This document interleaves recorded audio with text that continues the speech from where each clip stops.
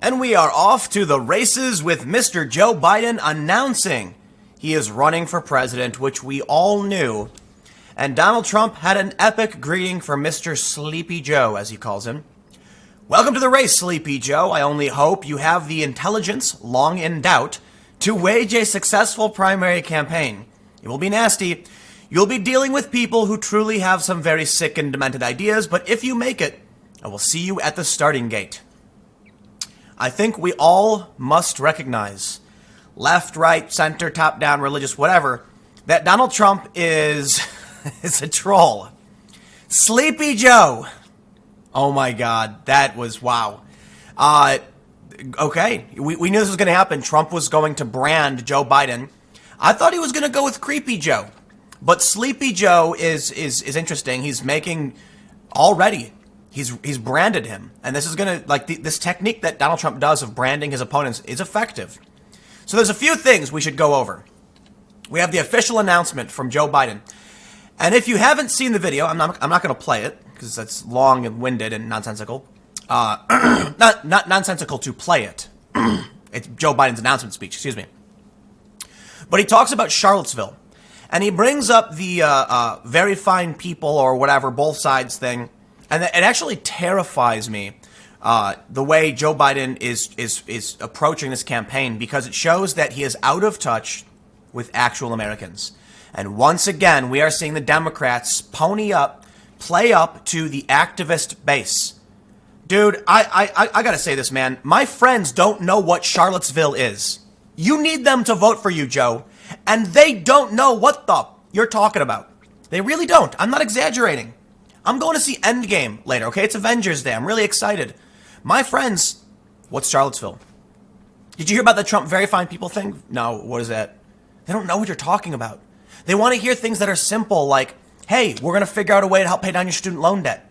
We're going to figure out a way to keep playing up to this improved economy, but do right by, XYZ, ABC, Medicare, immigration, etc. What does Joe Biden say? How could Donald Trump equate those spreading hate with those opposing hate? Whoa, whoa, whoa, whoa, whoa, whoa, whoa, whoa, whoa, whoa. First of all, in terms of the Charlottesville comments from Donald Trump, yeah, I think I think Trump was assuming that Charlottesville was like many of these other rallies, and that was one of his mistakes. I track this stuff. I don't go to those events. I've been to actual Trump rallies, but not the alt-right stuff. I was in Berkeley for what was Trump supporters. And yes, some alt-right people are there. Portland, same thing. But the actual events organized by alt-right people, I actually haven't gone to any. I did go to a protest in Florida. So I don't think Trump really understood that what was going on in Charlottesville was drastically different from what was going on in other places. And that's why I think he said what he said. But it is also important to point out, they keep pushing this lie. I was talking to a friend of mine the other day who said, well, why won't Trump condemn the Nazis? And I'm like, what? I was like, did you actually watch the press conference? And he's like, no. Well, maybe there's your first problem, because his quote is something like, I'm not talking about neo-Nazis because they should be condemned totally. There were people who were just regular old Trump supporters and conservatives who didn't realize they were marching into like a white supremacist, white nationalist event. But excuse me. I don't think that should be defended. I think you should take responsibility for the people you're marching behind.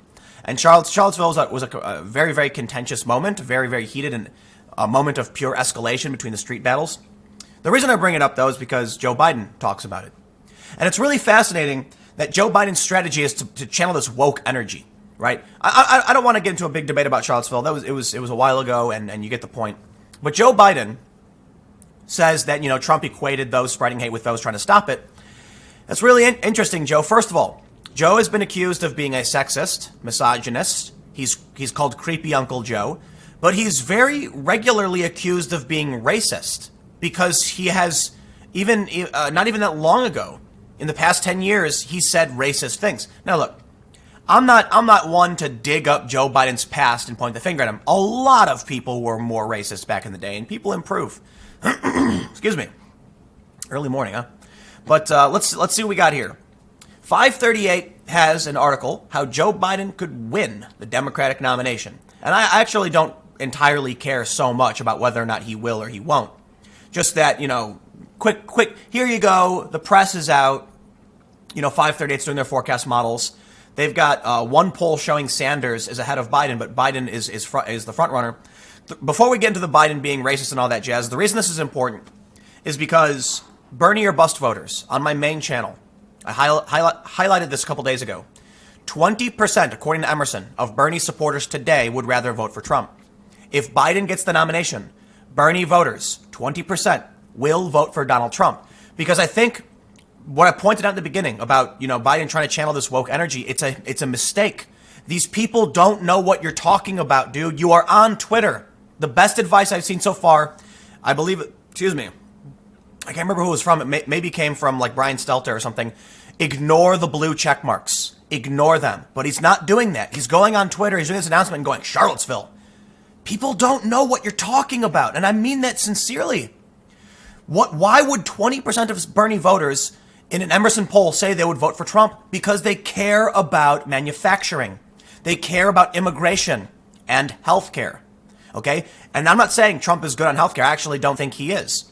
I don't think we've actually seen any good proposals from the Republicans or Trump on actually fixing healthcare and lowering costs. It's a complicated issue. But Joe Biden is entering the race saying he's got a previous comment about white man's energy, a white man's culture or something. It was white man's culture, not energy. I was confusing the statement. But he's trying to channel this, wokeness. But Joe Biden has a terrible track record. Check out...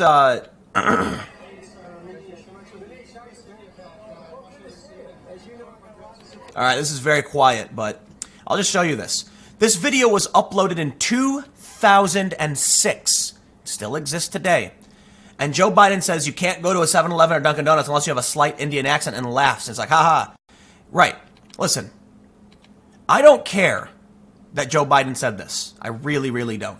This was the road to the White House. They're starting to campaign and all that stuff. I don't think it's fair to go back in time and try and drag someone. The reason I bring it up, however, is because the left does. And Joe Biden is running for presidential office. We also have this one. Let me see if I can get this one loud enough. I mean, you got the first sort of mainstream African American who is articulate and bright and clean and a nice looking guy. I mean, that's a storybook. So, once again, this is from, I think, like 10 years ago. And he referred to Obama. I guess he's talking about Obama, where he said that Obama was the first mainstream African-American, articulate, bright, and clean. Like, whoa, that is just so absurdly racist and absolutely not true. But think about how Joe Biden sees this community. So, the reason I bring this up, the woke left will not tolerate this. Absolutely not. They eat their own every day. When audio recordings emerge of Donald Trump talking about grabbing women by the woo-woo, you know what I mean? I got some emails yesterday about some of my language offended some children because people were, so I'll try and be more family friendly. But when that recording comes out, female Trump supporters, like I saw the shirts at the rallies, were wearing shirts that grab me by the you-know-what. And that was their response. They laugh about it. It's funny to them. This will be ammo to the woke left that doesn't want Biden to win. But check this out. The New York Mag wrote this. Will black voters still love Biden when they remember who he was? Joe Biden once called state-mandated school integration the most racist concept you can come up with. And Barack Obama, the first sort of mainstream African-American who was articulate, bright, and clean. He was a staunch opponent of forced busing in the 1970s, leading crusader for mass incarceration through the 80s and 90s. Uncle Joe has described African-American felons as predators too sociopathic to rehabilitate, and white supremacist senators as his friends. So here's the point. And they've got this is from BuzzFeed.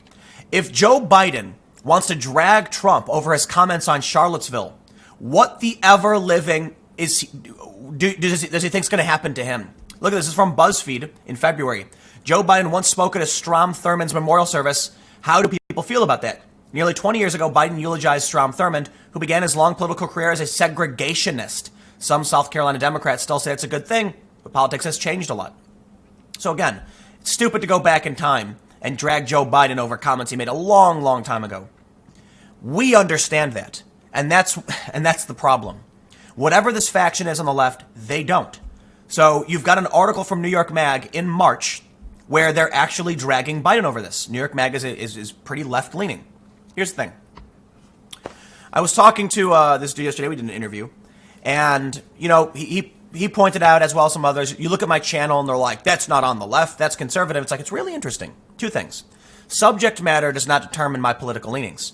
Just because I'm willing to talk about Joe Biden and the fact that the woke people are going to tear him apart for this, for being racist, doesn't mean I'm a conservative. And so one of the arguments is that there is a new split between the left and the right. And you actually have liberals and conservatives who have formed a new group and the identitarians on the other side. And that may be. I don't necessarily think so. I think whatever that faction is, it's a fringe, hyped up, amplified group. And that's why, like I mentioned, regular people don't know what Charlottesville is. They don't care about this stuff. That's why so many people are willing to vote for Trump. If they can't have Bernie, they vote for Trump. Because the culture war means nothing to these people. But this is what everyone seems to think. What I think is kind of happening is that the left has actually split. And there is a left-wing right and a left-wing left. And they're duking it out. And then you have the bigotry of the right and the left, right? So you got the Trump supporters, not Trump supporters. And then within the not Trump supporters, you have left-wing left, left-wing right.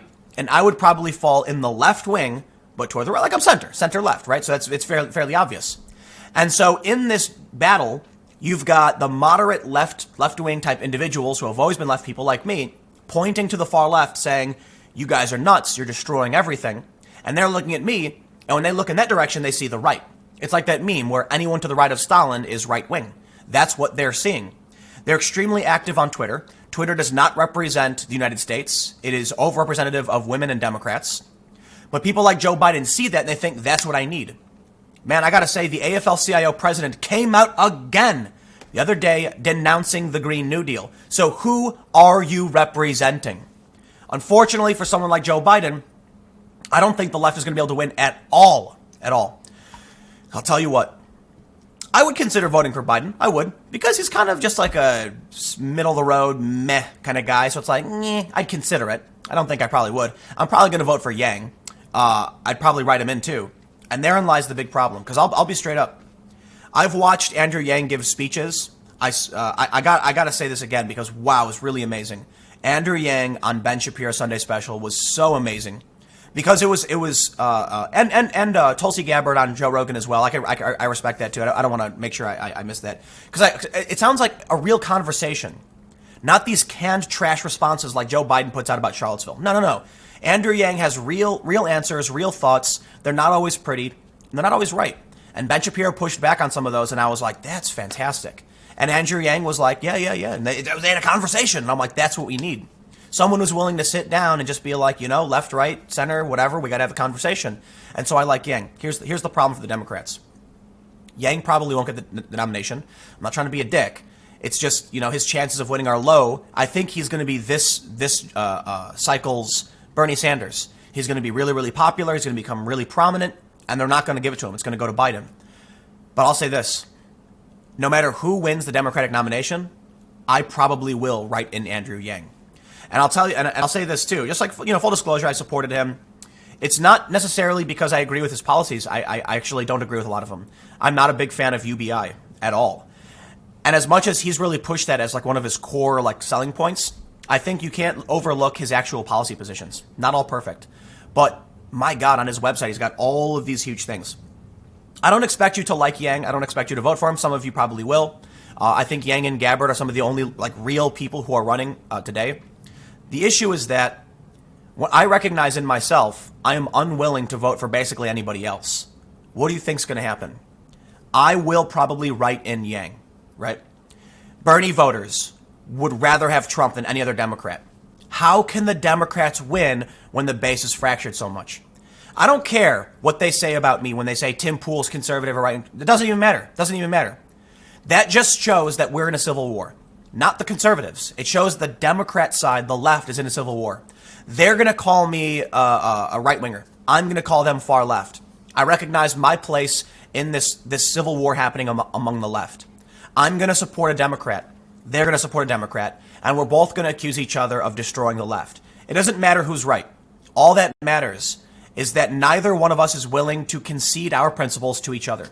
I think they're nuts. They think I'm nuts. I'm going to write in Yang. They're going to vote for, Cory Booker, Kamala Harris. I have no idea what they're going to vote for. Probably Bernie. But a lot of the regular independent Americans who don't care about any of this, all right, it's Bernie or Trump. That's where they're going to go.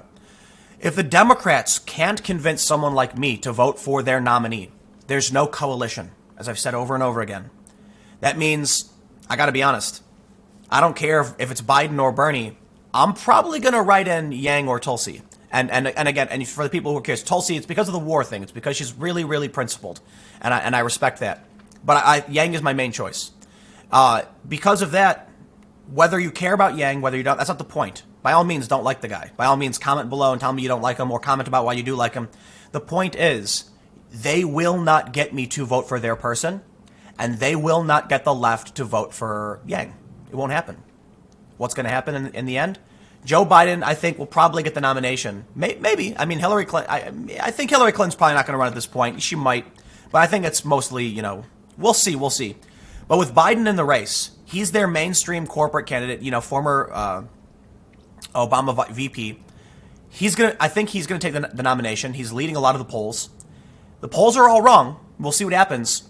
But I don't think Biden's actually going to win. I think it's going to be a Trump sweep. I think the Democrats are split. I would consider voting for Biden. I would. But probably not going to happen. So anyway, I'll leave it there. Long story short, main point of the video. They've been dredging up the past of Joe Biden and smearing him on the left. Okay? Just like last thought. New York Mag. Left wing. Smearing Joe Biden with shit. I don't want to swear. With things from 20, 30 years ago. How is Joe Biden going to survive the news cycle? He's not. And here's the thing. Trump supporters do not care about you dragging up Trump's nonsense. And that's one of the reasons he wins. He's got a shield. He's got a political correctness shield. Trump literally said that he could shoot someone on Fifth Avenue and not lose voters. And his voters laugh about it. With that kind of unity, I don't see how you win. Stick around. I got another video coming up for you at 1 p.m., and I will see you then.